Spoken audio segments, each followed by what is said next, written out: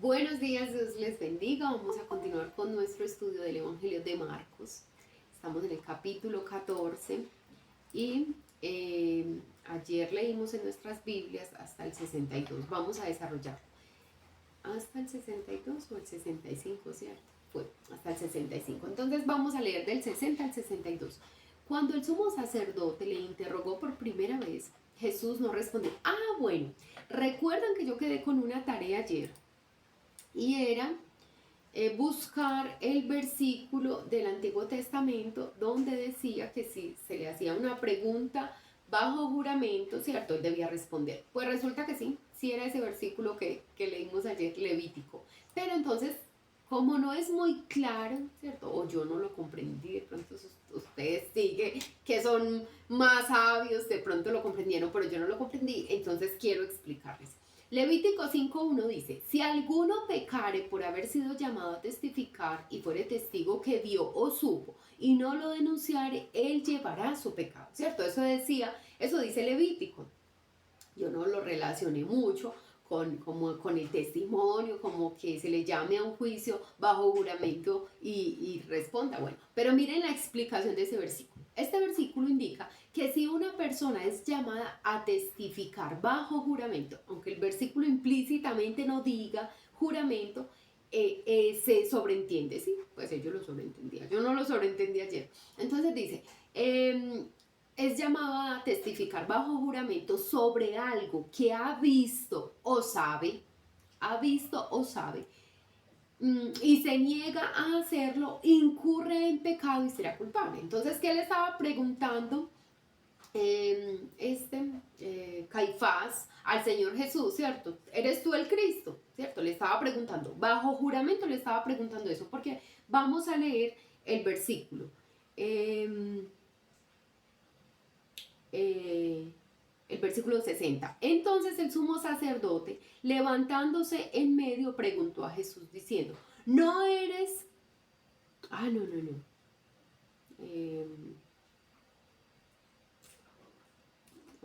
¿Cuál era? El versículo donde el sumo sacerdote le preguntó. Versículo 57. Entonces levantándose dieron falso testimonio, nosotros le oímos decir, pero aún así no concordaba el testimonio. Más callaba. Sí, el 61. Más él callaba y nada respondía. El sumo sacerdote entonces le preguntó la primera vez, ¿cierto? La primera vez desde el 50. Entonces el sumo sacerdote, levantándose en medio, preguntó a Jesús diciendo, ¿no respondes nada? ¿Qué testifican estos contra ti? Mas él en el 61 callaba y nada respondió. El sumo sacerdote le volvió a preguntar y le dijo, ¿eres tú el Cristo, el Hijo del bendito?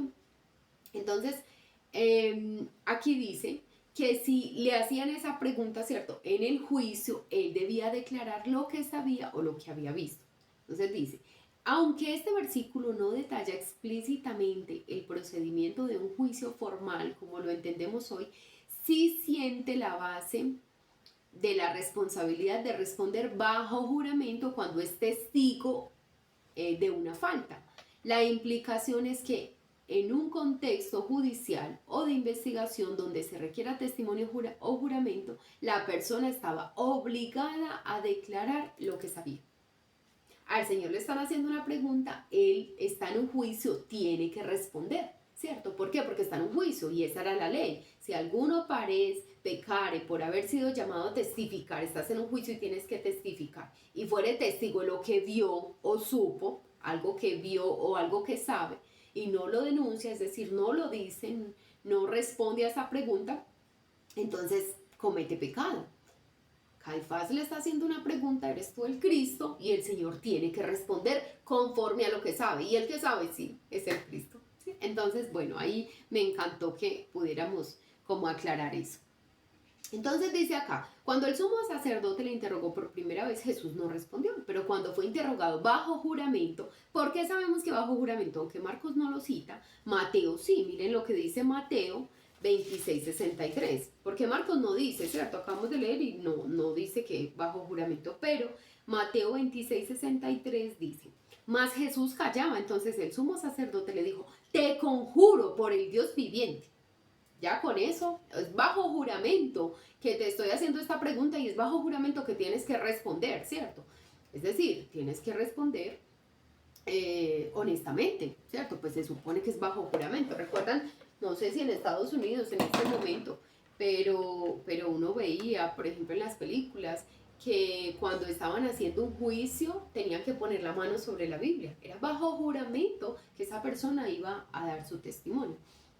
Entonces, sabemos por Mateo que Caifás le dijo, te conjuro por el Dios viviente que nos diga si eres el Cristo, el Hijo del Dios viviente. Marcos no lo cita, pero Mateo sí, mira el Señor como, ¿cierto? Cómo nos aclara todo eso. Entonces, si era él el Mesías, le estaban preguntando bajo juramento si era él el Mesías, el Hijo del bendito.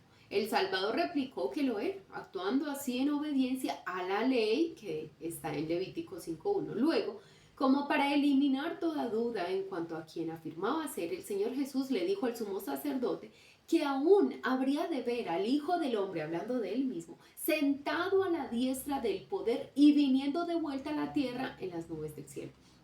Con esto quería decir que el sumo sacerdote lo vería un día abiertamente manifestado como Dios. Ay, Dios mío, qué peligro. Ojalá Caifás se haya arrepentido. Ojalá estos hombres se hayan arrepentido. Porque si no, un día van a ver a ese que condenaron injustamente, a ese que golpearon, y lo van a ver de frente. Y lo van a ver sentado a la diestra del Padre. Lo van a ver viniendo en las nubes. Ay, Dios mío, se me pone la piel de gallina. Qué horrenda cosa, dice la Biblia, es caer en manos de un Dios vivo. Ellos no saben a quién mataron. No saben. Pero eran tan malos que así nuestro Señor, ellos no creyeran que era el Hijo de Dios, no tenían por qué hacer todas las cosas que hicieron con el Señor Jesús con una persona. Con ningún nombre podían hacer esas cosas. Por ejemplo, si blasfemaba, entonces merecía la pena de muerte, listo, lo apedreaban y ya. Y eso que en ese momento pues no podían apedrearlo porque estaban bajo el dominio romano, ¿cierto? Entonces tenían como que ajustarse a unas leyes, pero los judíos, listo, si alguien cometía una falta, lo vemos en el Antiguo Testamento, la pena de muerte era apedrear a la persona, pero no así, no usar testigos falsos, no dar de puñetazos, no hacer todo lo que hicieron con nuestro Señor. Durante su primera venida, la gloria de su deidad estuvo velada en un cuerpo humano, ¿cierto? Por eso los hombres podían ver al Señor, pasar tiempo con el Señor, estar con el Señor, porque su gloria estaba velada por su cuerpo humano. Pero cuando vuelva en poder y gloria, el velo habrá sido quitado y todo el mundo sabrá de manera exacta quién es Él. Todo el mundo lo sabrá. Eso a ti y a mí nos llena de asombro, de maravilla, claro que sí, porque vamos a ver a nuestro Señor. Pero hay de los que no creyeron. Hay de los que se rehusaron creer. 63-64. El sumo sacerdote comprendió lo que Jesús quería decir y reaccionó rasgando sus vestidos como señal de su justicia, de su justa indignación contra esta supuesta blasfemia. El israelita que más dispuesto debería haber estado a reconocer y recibir fue el que más fuerte clamó para condenarle. Era el líder que el Señor, se supone, ¿cierto?, había puesto para que enseñara al pueblo la ley, para que ayudara al pueblo, para que guiara al pueblo, aconsejara al pueblo, acercara al pueblo a Dios, porque recuerda que hasta ese momento, pues los hombres no gozaban como esa libertad de hablar con Dios. Tenían que, por un tiempo, tenían que hablar con Dios a través de los profetas, ¿cierto? Después a través de los sacerdotes. Este era el mediador entre el pueblo y Dios. Hasta ese momento, ya llega nuestro Señor Jesús, rasga ese velo, ya nada nos separa de nuestro Señor y no necesitamos intermediarios a nada ni a nadie. A nadie. Ni muerto, ni vivo, ni nadie. Tú y yo podemos ir directamente a Dios a través de Cristo Jesús. Vamos, Él es el único mediador que tú y yo tenemos para ir al Padre. Ninguna otra persona, venga, si ora por mí, o le clamo a esta para que esta clame a otro. No necesitamos. Solo hay un mediador, dice la Biblia, entre Dios y los hombres, y es Jesucristo, hombre. Entonces, pero hasta ese momento el sacerdote representaba a ese mediador. Y fue el que más duro clamó: mátenlo, matémoslo, crucifíquenlo. Qué triste. Espérenme, yo recuerdo dónde quedé. El israelita, listo. Pero el sacerdote no estaba solo. El Sanedrín expresó su acuerdo de que Jesús había blasfemado y todos le condenaron diciendo que era reo de muerte. 65. La escena que siguió fue grotesca hasta el extremo. Mira, si uno ve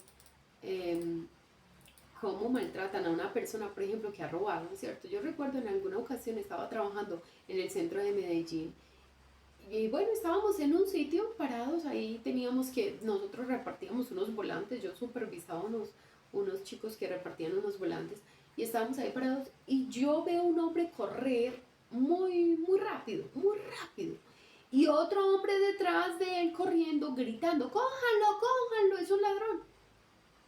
Y veo un hombre aquí que nada que ver con el asunto, corriendo. Ay no, yo solo había visto eso en las películas, pero veo a este hombre correr y salta y le da una patada al otro hombre y lo lanza al ladrón y lo lanza contra un muro. O sea, una voladora, creo que les dice, una patada voladora. ¡Ay! Dios mío, yo quedé tan impresionada. Y empezaron a pegarle, a golpearlo horrible. Yo soy la más zapa del mundo. Y ahí mismo llamé al 123 a reportar. Pues a decir: ve, acá hay un hombre, lo están matando. Porque yo estoy de acuerdo que tiene que ser disciplinado. Vaya a la cárcel. Sí. Y pague. Y si tiene que restituir, hágalo. Pero ese maltrato no, yo no soy capaz. Y era un hombre culpable. Era culpable. ¿Ustedes recuerdan lo que le dice el ladrón al otro ladrón en la cruz? Usted y yo estamos aquí porque cometimos un pecado, porque nos lo merecemos, pero este no ha hecho nada.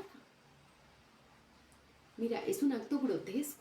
Si tú y yo nos sentimos como, por ejemplo, aquí en Bello hace poco, la muerte de un hombre, un homosexual, le partieron los brazos, las piernas, lo tiraron al río. Eso fue una noticia tremenda. Y uno dice: eso no. Entonces alguien decía: ay, ¿quién sabe qué hizo? No, independiente de lo que haga, ese no es el trato para un ser humano. Sí, prívelo de su libertad, que vaya a la cárcel, cierto, pero ¿cómo hacen eso? ¿Cómo hacen eso? Yo no vi el video, a mí me parece eso demasiado difícil, no, yo no soy capaz de ver una cosa de esas, pero uno dice: eso no se hace con un ser humano. ¿Que es culpable? Sí. ¿Que merece una disciplina? Sí. ¿Un castigo? Sí. Pero esa no es la forma. Ahora nuestro Señor Jesús vino a esta tierra y solo hizo bien. Sanaba a los enfermos, libertaba a los endemoniados, hacía misericordia, amaba, enseñaba, corregía. Nuestro Señor no hizo nada malo. Y miren lo que hacía. Algunos miembros del Sanedrín comenzaron a escupir al Hijo de Dios, a cubrirle el rostro y a desafiarle a que diese el nombre de los que le golpeaban. Es casi increíble que el digno Salvador tuviese que soportar tal contradicción de pecadores contra él. Los guardias, la policía del templo, se unieron al escándalo dándole bofetadas. Eso hicieron con nuestro Señor. Si ves por qué tú y yo, en ningún momento, bajo ninguna circunstancia, podemos decir que nuestro pecado no es tan grave. Esto lo causó nuestro pecado. Nuestro Señor Jesús, si nosotros no hubiéramos pecado, no hubiera tenido que venir a esta tierra a sufrir todo eso. No, nuestro pecado causó el maltrato de nuestro Señor. Todo eso lo sufrió a causa de nuestro pecado. Es muy grave nuestro pecado. Y por eso, aunque tú y yo seamos salvos, nos debe doler pecar contra el Señor. Nos debe doler. Y debemos arrepentirnos y pedirle al Señor que nos ayude y corregirnos. Porque eso causa el pecado. Eso lo causó nuestro pecado. Vamos a leer del versículo 66 al 72 en nuestras Biblias. Estando Pedro abajo en el patio, vino una de las criadas del sumo sacerdote. Pues pues ella lo había visto. Recuerda que el juicio fue en un lugar donde no estaba permitido el juicio, en el patio del sumo sacerdote, ¿cierto? La criada del sumo sacerdote había estado ahí. De más que ya se cogió todo el cuento. Y cuando vio a Pedro que se calentaba, mirándole dijo, tú también estabas con Jesús el Nazareno. Mas él negó diciendo, no le conozco, ni sé lo que dices. Y salió a la entrada y cantó el gallo. Y la criada, viéndole otra vez, comenzó a decir a los que estaban allí, este es de ellos, perdón. Pero él negó otra vez, y poco después los que estaban allí dijeron otra vez a Pedro, verdaderamente tú eres de ellos, porque eres Galileo y tu manera de hablar es semejante a la de ellos. Entonces él comenzó a maldecir y a jurar, no conozco a este hombre de quien habláis. Y el gallo cantó la segunda vez. Entonces Pedro se acordó de las palabras que Jesús le había dicho, antes que el gallo cante 2 veces, me negarás 3 veces. Y pensando en esto, lloraba. Ay, qué triste. 66-68, Pedro estaba esperando abajo en el patio del palacio. Una de las criadas del sumo sacerdote pasó junto a él, lo miró atentamente y luego lo acusó de ser uno de los seguidores del Nazareno, de Jesús. El pobre discípulo pretendió una total ignorancia de lo que ella decía y luego se dirigió a la entrada, a tiempo para oír el canto de un gallo. Fue un momento turbador. El pecado estaba haciendo sus estragos. 69-70. La criada lo vio otra vez y le señaló como discípulo de Jesús. Pedro pronunció otra fría negativa y probablemente se preguntó por qué la gente no le dejaba en paz. Luego la muchedumbre le dijeron, de seguro que tú eres de ellos, pues de cierto eres Galileo y tu manera de hablar es semejante. Versículos 71-72, echando maldiciones y juramentos, Pedro afirmó desafiantemente no conozco a ese hombre. Tan pronto como salieron las palabras de su boca, cantó un gallo. El mundo de la naturaleza parecía protestar de esta manera contra aquella cobarde mentira. ¡Ay, qué tremendo! El mundo de la naturaleza, ese gallo mismo parecía protestar de la manera tan cobarde en la que Pedro estaba negando a nuestro Señor. En el acto, Pedro reconoció que se había cumplido la predicción del Señor Jesús. No quiere decir que el Señor ocasionó esto. No, en su soberanía él sabía que Pedro le iba a negar. Y cuando Pedro se creyó muy fuerte, le dijo, no, Señor, yo no te niego, así me maten, yo no te niego. Pedro, me vas a negar. Antes de que cante el gallo 2 veces, tú me vas a negar 3 veces, en su soberanía, ¿cierto? Pero no lo provocó el Señor, no fue el Señor y lo obligó, ni manipuló las cuerdas vocales de Pedro para que lo negara en ningún momento. Fue su voluntad, fue decisión de él.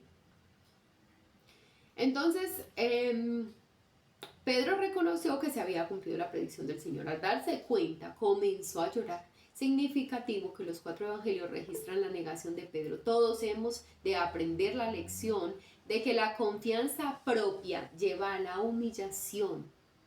Hemos de aprender a desconfiar de nosotros y apoyarnos totalmente en el poder de Dios. Mira lo que hace la confianza en nosotros mismos. Nos lleva a la humillación. Aleja dice, el Señor sabe lo que hicimos, lo que hacemos y lo que vamos a hacer. Así es, pero no manipula nada el Señor, ¿cierto? Él sabe porque tiene un conocimiento de todas las cosas, pero no manipula nada. Es tu elección, es mi elección. Son decisiones que tú y yo tomamos. Entonces, es muy importante que nosotros sepamos nuestra confianza, la confianza que ponemos en nosotros, en que yo soy capaz, en que yo puedo, en que... Entonces eso nos lleva a la humillación, pero cuando ponemos nuestra confianza en el Señor, en su poder, nos apoyamos en el Señor, entonces somos respaldados, ¿cierto? Tenemos éxito en lo que queremos hacer porque estamos apoyados, es en el Señor y confiando es en el Señor. Vamos para el capítulo 15. Leamos del versículo 1 al versículo 5. Muy de mañana, habiendo tenido consejo los principales sacerdotes con los ancianos, con los escribas y con los del concilio, llevaron a Jesús atado y le entregaron a Pilato. Pilato le preguntó, ¿eres tú el rey de los judíos? Respondiendo él le dijo, tú lo dices. Y los principales sacerdotes le acusaban mucho. Otra vez le preguntó Pilato diciendo, ¿nada respondes? Mira de cuántas cosas te acusan. Mas Jesús ni aun con eso respondió. De modo que Pilato se maravillaba. Porque recuerden que no se defendió nuestro Señor. Y las veces que respondió era bajo juramento, estaba en un juicio, entonces pues tenía que responder porque si no cometía pecado y nuestro Señor no cometió pecado. Versículo 1. Este versículo describe una reunión matutina del Sanedrín, quizá convocada para dar validez a la acción ilegal de la noche anterior. Como resultado, Jesús fue atado y entregado a Pilato, el gobernador romano de Palestina. Versículo 2. Hasta este momento, Jesús había estado juzgando, Jesús había estado juzgado ante los guías religiosos bajo acusación de blasfemia. Ahora fue llevado ante el tribunal civil bajo una acusación de traición. El juicio civil tuvo lugar en 3 etapas. Primero ante Pilato, después ante Herodes y finalmente ante Pilato, ¿cierto? Otra vez ante Pilato. Pilato le interrogó preguntando al Señor Jesús si era el rey de los judíos. Si lo era, presumiblemente sus actividades se dirigían a desentronar al César y era por ello culpable de traición. Entonces, con los judíos, supuestamente la falta de nuestro Señor era que blasfemaba y decía que era el Hijo de Dios. Y como ellos no creían que era el Hijo de Dios, ¿cierto? Entonces era una falta muy grave, era blasfemia. Y ante los romanos era traición, porque él decía que él era el rey de los judíos, ¿cierto? Pero el Señor no lo decía así, preciso, yo soy el rey de los judíos. No, no vemos al Señor diciendo que era el rey de los judíos. Pues él le preguntó, ¿usted es el rey de los judíos? Tú lo dices. Sí, es que él era el rey de los judíos. Pero no vemos al Señor Jesús en los evangelios, yo soy el rey de los judíos, que hagan esto porque yo soy el rey de los judíos. No está diciendo eso el Señor. Pero pues sí, era el rey de los judíos. Pero eso se consideraba como traición, porque hasta ese momento el rey era no Poncio Pilato, sino Herodes, ¿cierto? No, Herodes no. César era el rey, ¿cierto? Entonces, si había otro rey sobre una nación que ellos estaban dominando, pues posiblemente había una rebelión, ¿cierto? Ese rey quería liberarse de ese yugo, entonces lo tomaban como traición. Versículo 13:5. Los principales sacerdotes prorrumpieron en un torrente de acusaciones contra Jesús. Pilato no podía sobreponerse ante su serenidad frente a unas acusaciones tan abrumadoras. Le preguntó por qué no se defendía, pero Jesús rehusó dar respuesta a sus críticos. Vamos a leer del versículo 6 al 15. Ahora bien, en el día de la fiesta le soltaba un preso cualquiera que pidiese, y había uno que se llamaba Barrabás, preso con sus compañeros de motín que habían cometido homicidios en una revuelta. Miren pues la comparación. Nuestro Señor Jesús, sanidades, libertando de endemoniados, cuidando de los pobres, ayudando a la gente, y con sus amigos homicidas y revoltosos. Y viniendo la multitud comenzó a pedir que hiciese como siempre les había hecho. Y Pilato le respondió diciendo, ¿queréis que os suelte al rey de los judíos? Porque conocía que por envidia le habían entregado a los principales sacerdotes. Mas los principales sacerdotes incitaron a la multitud para que le soltase más bien a Barrabás. Respondiendo Pilato les dijo otra vez, ¿qué pues queréis que haga del que llamáis rey de los judíos? Ay, estoy muy enredada para leerlo. Gloria a Dios, así sabemos, somos seres humanos, nos equivocamos, la gloria es del Señor.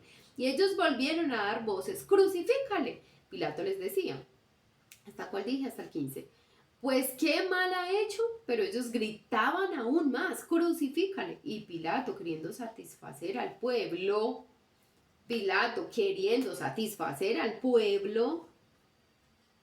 Yelsi queriendo satisfacer a tú y yo, pongamos ahí el nombre, quitemos el de Pilato.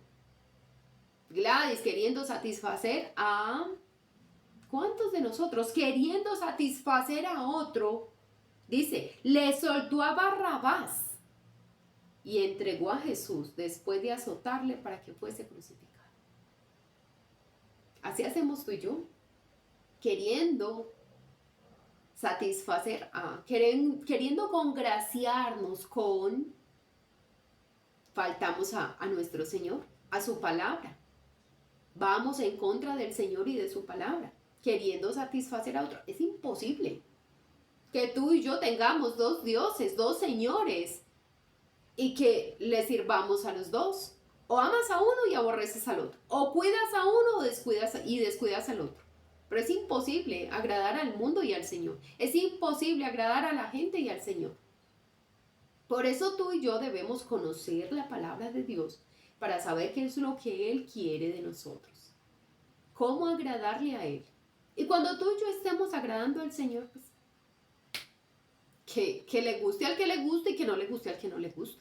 Pero estamos agradando al más importante, que es a nuestro Señor. Esta palabra es muy fuerte, muy triste lo que hizo Pilato, queriendo agradar, satisfacer al pueblo, congraciarse con el pueblo. A él no le convenía una revuelta, porque él estaba en ese momento creo que era como gobernador, ¿cierto? Entonces imagínate donde haya una revuelta, donde haya un problema en Israel, porque él no quiere, un ejemplo, crucificar al Señor Jesús. No quiere hacer nada contra Jesús. Él dice, no, pues yo no le veo ninguna culpa a este hombre, yo lo voy a dejar libre. Entonces los judíos podían alborotarse, armar una revuelta. Iba a llegar a oídos del César, y el César iba a decir, pero ¿cómo así? ¿Cómo así usted, por un hombre, entonces dejó que se armara todo este problema? Él sabía que podía enfrentar, pero no importa. Él debió haberlo asumido, él debió haber aceptado lo que viniera, pero no hacer este juicio injusto, no haberle dado gusto al pueblo, haber hecho lo correcto, lo que se viniera, lo que pasara. Entonces, muy triste esto, que por satisfacer al pueblo entregó a nuestro Señor Jesús.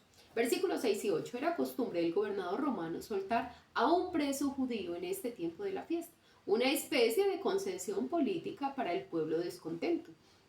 Uno de estos presos que podía ser librado era Barrabás, culpable de homicidio e insurrección. Cuando Pilato se ofreció a soltar a Jesús, burlándose así de los envidiosos principales sacerdotes, el pueblo fue inducido por ellos para que pidiesen a Barrabás. Los líderes religiosos le decían al pueblo, pidan a Barrabás, pidan, clame que Barrabás.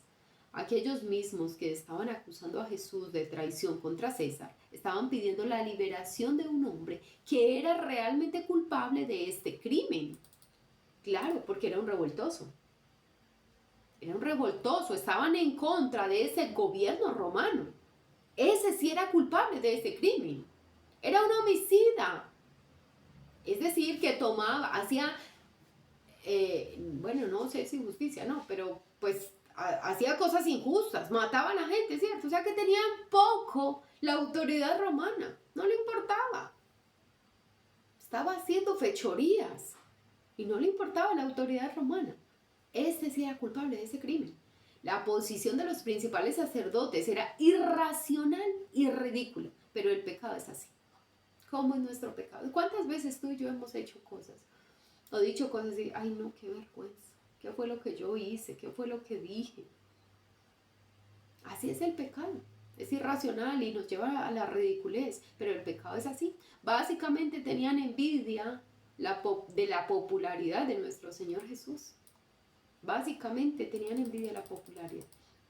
9:14, Pilato preguntó qué debía hacer entonces con aquel a quien llamaban el rey de los judíos. La gente comenzó a entonar de manera cruel, crucifíquenlo. Pilato demandó una razón para ello, pero no se la daban. O sea, no había motivo, solo gritaban crucifiquen. Pero ¿cuál es el motivo? ¿Cuál es la razón? ¿Por qué lo vamos a crucificar? No había ninguna razón.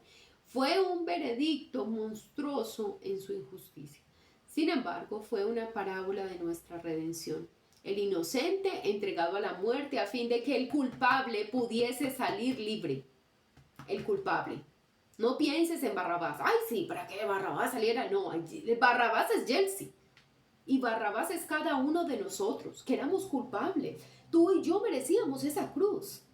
Tú y yo merecíamos el castigo. El libre, el inocente, perdón. Nuestro Señor Jesús tomó nuestro lugar en esa cruz.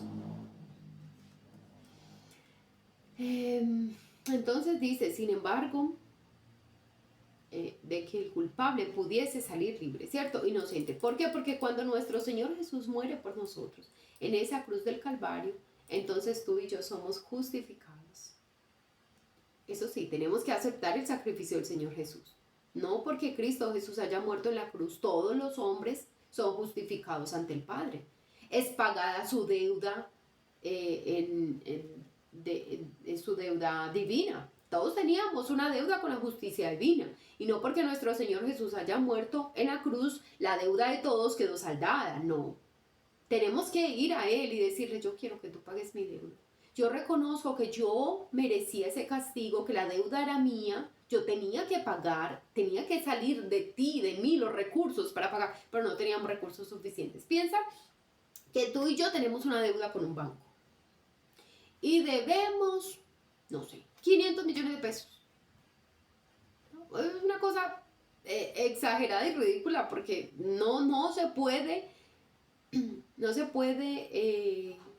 cuantificar la deuda que teníamos con el Señor, ¿cierto? Era impagable. Pero vamos a pensar que debíamos 500 millones de pesos a un banco. Y tú y yo venimos al banco y le decimos al administrador del banco, al gerente del banco, ¿sabe qué? Yo tengo 20 millones de pesos para pagarle esa deuda.